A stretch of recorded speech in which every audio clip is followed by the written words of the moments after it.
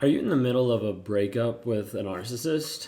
Maybe you've been dealing with a toxic person for many years of your life, and now you're going through the process of separation or of divorce, trying to figure out what do I actually do. And you're struggling with the impact that has happened in that toxic relationship. And you're wondering, can I actually find healing? Is there actually a way to move forward? If you know anything about being with a narcissist, you know it has lasting and huge impacts on the person that they're with.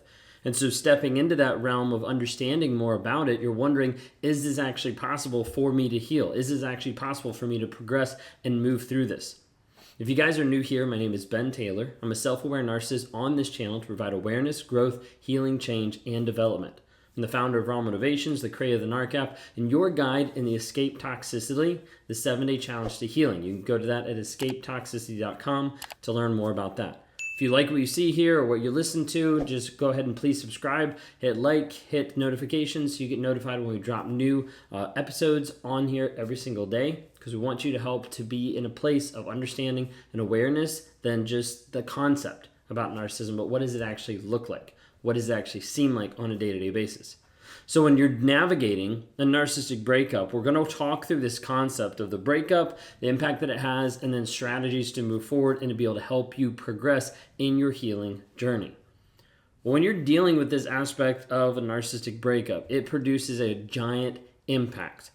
You're probably at the place wondering like, hey, we've separated, we've started to get away, we've started to file for divorce, all these different types of things. And you're like, I still feel crazy. Like, I still feel like I don't understand what's actually been going on. And you're in this place of a state of confusion. And you're wondering, like, what is actually wrong? What is actually right? Like, who's wrong? Who's right? Like, what is happening? And there's a piece of you that knows that you're the one that is correct in a couple different areas. Like, you didn't cheat on him, he cheated on you. Like, you didn't abuse him, he abused you. And some of these things you know is true, but it doesn't feel like that. And as a result, it puts you in a place where you feel just unsure about yourself, unsure of the reality that you're actually participating in, of what you're actually doing. And you're not sure how to be able to progress and move forward in your own thought process because it doesn't seem like you've had the capability of being able to think for yourself. He was always putting you down. He was always belittling you. He was always saying, you don't know what you're talking about. And then you're wondering, why is it so different now versus like when I'm at work? And I'm able to produce, and I'm able to have different impacts with other people, or I'm able to communicate with my friends and family in a different way, but I'm not able to do that here. What is actually going on? And all these things go back and forth to put you in a place where you feel completely confused and completely lost. You might be at the place where you feel completely rejected, and you're not sure why. Like, why were you even rejected? You gave this person everything. You helped him in so many different ways. You supported him. You loved him. You cared for him in so many ways. And that all seemed to get thrown to the curb, which makes you feel a lot of times that you don't matter. You start to doubt yourself because you were his world. The person that he loved, he adored, and spent so much time with, and then all of a sudden, it just switched. All of a sudden you found out about the affairs that he's been having. All of a sudden you found out that it actually isn't as good as what you thought it was. And then there's this question of crazy making of like, was it all real? What did I actually believe? Who did I actually fall in love with? You start to realize that being with a narcissist sometimes magnifies other insecurities or issues that you have because they look and prey on your vulnerabilities saying, this is what I can do to keep you here longer or to control you. And going back and forth, they look at what you have as a vulnerability, they turn it into leverage for them to be able to get you in a place where they are in control over you. Sometimes the problem is you don't realize that they're toxic until you're actually getting out of the relationship, and then everybody else is like, yeah, this person's really toxic, and you start to see the signs and understand, whoa, I didn't even realize the type of relationship I was in. I didn't even realize the piece of me that I was giving away, the piece of me that seems like is completely gone, the piece of me that used to be confident, used to have self-worth, used to have self-esteem.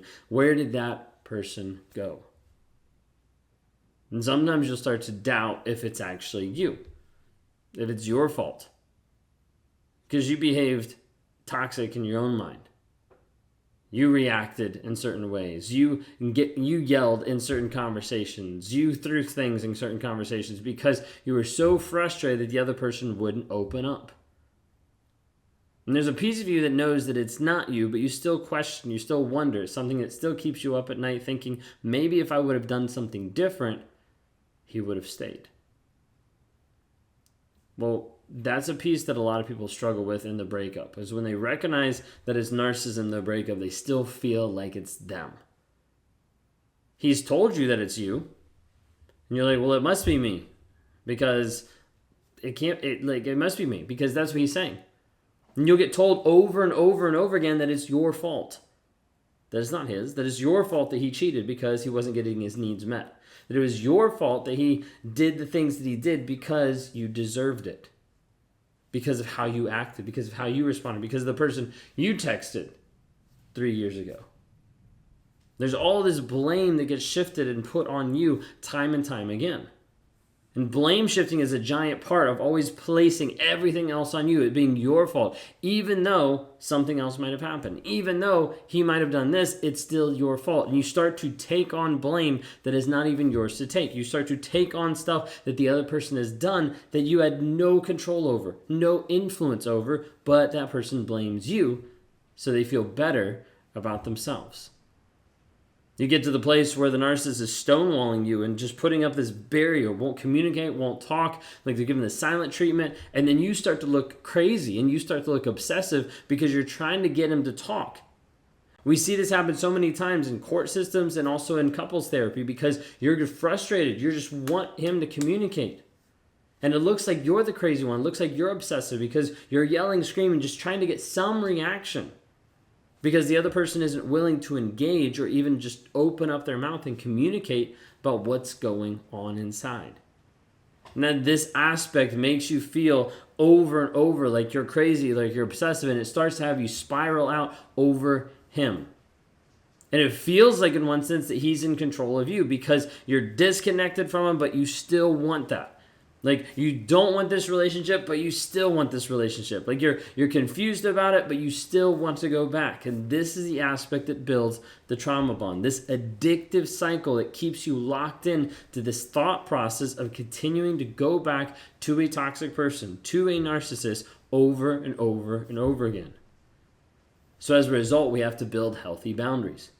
We have to build guidelines and guardrails to keep you going in the direction you want to go so you don't get pulled aside by that toxic person, but you're able to continue forward in your growth, in your healing.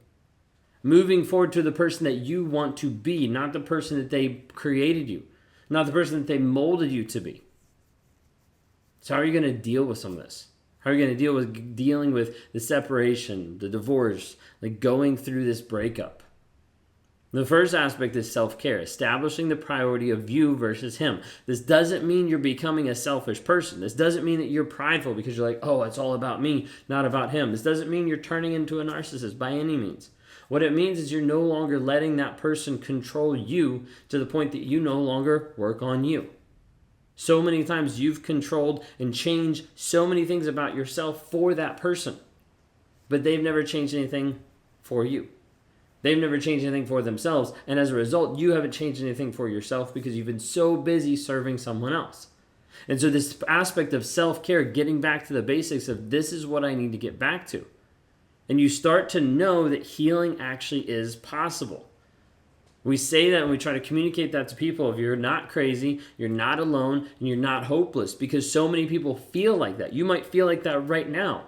Versus the hundreds of people that we've worked through to help them get free and to break free, and they're living happy, healed, whole lives, moving forward in power of knowing who they are and not letting the narcissist come back into life and sideline them. Moving forward, you need a practical step. You need a practical thing you can start on right now. The first thing I would say is to start journaling.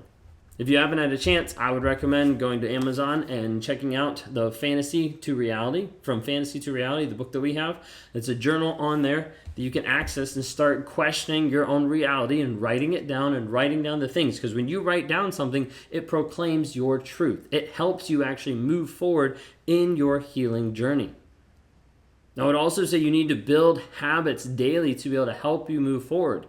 You need to build habits that help you rewire your mindset and to have a framework of how you want to live life moving forward to going after what you desire in the direction moving forward of who you can actually be. Because so many times that's been put down and pushed down, saying you cannot want something. You cannot actually have a partner that cares about you, that loves you, that actually is connected in that regard. So you want to run away from that because you don't think it's possible. But it 100% is possible, and we're seeing it day after day after day. And as you move forward in a practical, guided way, we want to be able to help support you in that journey. If you'd like to have help understanding how we actually do this on a day-to-day basis with hundreds of people, please go to rawmotivations.com. You can click on the one-on-ones. You can talk to me. We can start down this road of how can we best help you get free. Because getting free is 100% possible. Breaking free from a narcissist is 100% possible. And I go through courses and systems to help you understand from the narcissist side of what's going on, and then how to rewire your mindset so you no longer have those feelings and emotions of going back to toxicity. But instead, you're able to move forward in your power, in your growth, in your healing, to move forward from a healing journey to a growth mindset to keep you free from toxicity.